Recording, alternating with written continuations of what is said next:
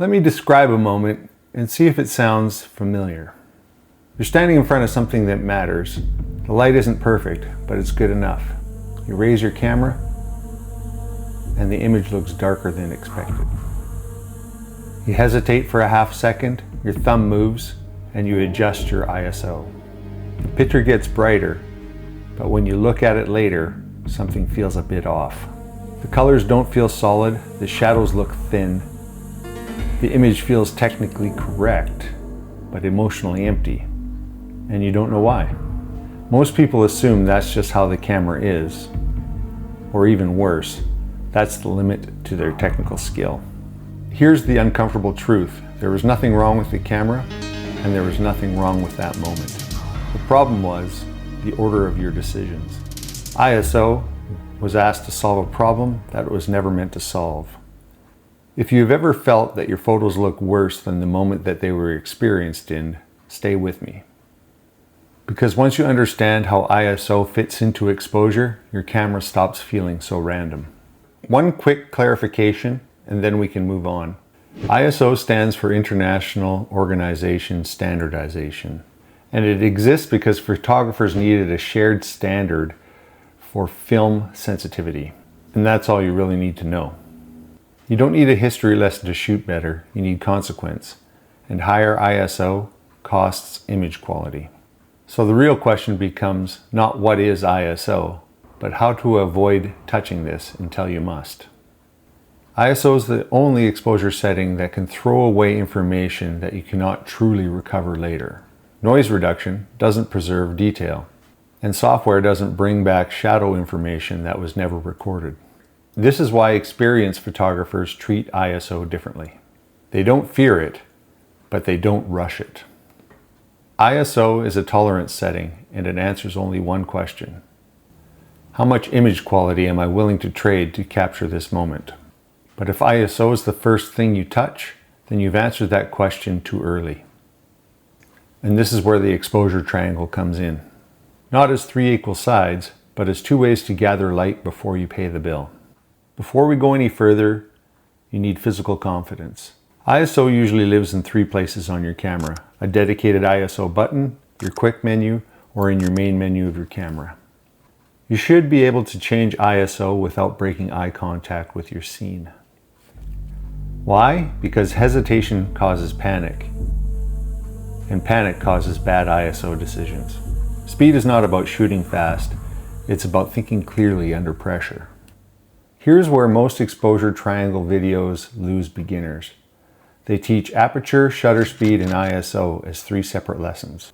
But when you're actually shooting, they are not separate. They're just a conversation. Aperture decides how much light enters the camera and how the overall image feels. Shutter speed decides how long light enters the camera and how it feels with motion. ISO decides how much quality you're willing to lose after you've made those two choices. You don't set exposure once, you negotiate it. You borrow light from aperture first. If that's not enough, you borrow light from shutter speed. And if those have hit their limit, then that's when you pay your bill with ISO. This is the exposure triangle in practice. Aperture is usually taught as depth of field, and this is true. But in practicality, aperture is also your first source of light. If your lens opens wider, you gain more light without sacrificing image quality. So before touching ISO, ask, if I open my aperture slightly, am I going to damage the story of this image? Often beginner photographers shoot with their lens stopped down, which is actually starving your sensor for light. Shutter speed is your second source of light. Slower shutter speed equals more light. More light equals less ISO, but motion sets the boundary. You don't need the perfect shutter speed, you need the slowest usable shutter speed. Beginners often use faster shutter speeds than necessary, and they freeze everything out of fear. And that fear costs ISO. If the scene allows it, slow down slightly. A half stop in shutter speed can often gain one stop in ISO. After you have adjusted aperture and shutter speed, now this is when you can touch ISO. Not because you failed, but you've exhausted the better options first. Raise your ISO deliberately, one stop at a time. ISO is not a panic move, it's a conscious decision between the other two settings. And if you use it right, ISO stops feeling scary. Let's run the same decision process through different scenes. Bright daylight, aperture and shutter solve everything. ISO stays low. Indoor movement, open the lens first, slow the shutter just long enough, then raise the ISO. Night portraits. Creative aperture first, minimum steady shutter second. ISO fills the gap. In low static light, tripod if possible. Time replaces amplification. ISO stays low. Same triangle, different priorities. The same order of decisions. I've been behind a camera for most of my life. I didn't learn photography through perfect conditions and quick wins. I learned it through repetition, making mistakes, and paying attention to what actually worked. For a long time, I thought better photography came from faster reactions and tighter control. What I eventually learned was the opposite. Clarity comes from knowing the order of these decisions. And that lesson carries real weight for me right now.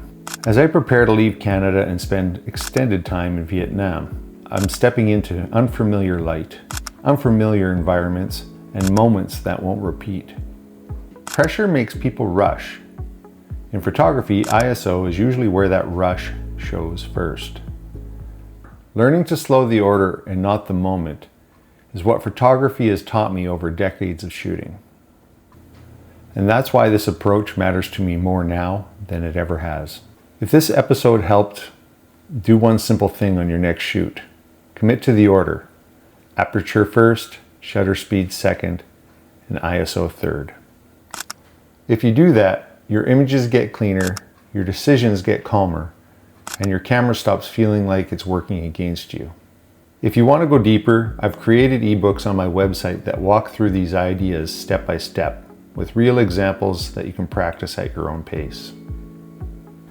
They're built for beginners who want control without drowning in technical jargon, and for photographers who want more intentional, consistent results. You'll find those on my website if you want to support the channel and keep episodes like this coming. That's one of the best ways to do it. The link is below in the description. And if you're following the broader journey on The Last Good Light, you already know this isn't about camera settings. It's about learning to make clear decisions before the moment disappears. So follow the channel if you want more episodes like this. Like the video if it's earned a place in your time. Subscribe if you don't want to miss what comes next. The light doesn't wait, and neither should we.